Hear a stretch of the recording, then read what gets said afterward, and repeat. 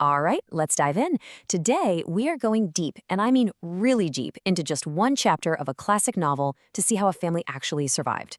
We're stepping right into the Nolan family's tenement apartment in 1912 Williamsburg, Brooklyn, all through the incredible details in Chapter 5 of A Tree Grows in Brooklyn. We're going to find out how they made it, not just physically, but emotionally too, when they had next to nothing. And what a way to kick things off. I mean, this line right here, this is our introduction to the one, the only Aunt Sissy.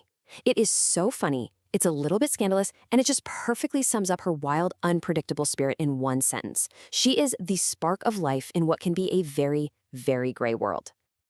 You see, Sissy isn't just an aunt who pops by. No, she's an event.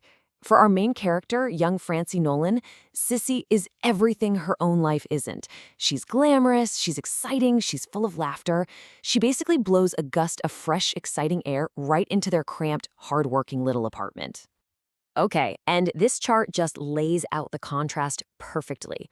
On one side, you've got Sissy with her roving black eyes and that flashy cherry bow. She's all about impulse and romance.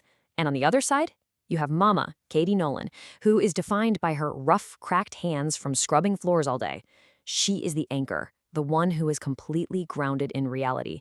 These are two totally different ways of living, right there side by side. And a lot of Sissy's magic comes through in the gifts she brings. Sure, she brings Francie this silly little rubber toy from her factory job, but what's even more important are the pulp magazines she brings. For a girl who lives for books and stories, these things, full of romance, Wild West adventures, detective mysteries, they are absolute gold. They're like a free ticket out of the tenement, a little peek into a world of adventure. So we go from Sissy's world of fantasy and excitement, and we pivot right over to Mama's very stark reality. You know, if Sissy offers an escape, Mama offers something else, endurance. She is all about teaching her kids how to face the world exactly as it is. No sugarcoating allowed. This is what Mama tells Francie when she says she's terrified of an old man she saw. There is zero coddling here. It is just blunt, practical advice. Accept what you can't change. It's a really tough lesson, but for her, it's how she arms her children for the realities of life. It is a key part of their survival toolkit. And that leads us right to their physical survival. I mean, how did they actually eat? The answer is in that little kitchen. And it's all about this unbelievable talent for turning what was basically garbage into a real meal. It is truly the art of making something from nothing. So their main food source was stale bread. Why? Because it was cheap. 2 whole loaves for a single nickel. That's all they could afford. And we're not talking about bread as a side dish. No, this was the foundation of almost every single meal. The harsh economic reality of 1912 Brooklyn is baked right into that one fact. And this recipe just shows you how brilliant they had to be. Mama calls this dish Weggeschnissen, which basically means something made from throwaway scraps. I mean, look at these steps. It's so simple, but it takes dry, hard bread and turns it into this hot, sweet, crunchy treat.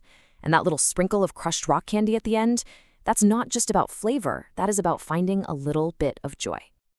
And believe me, it did not stop there.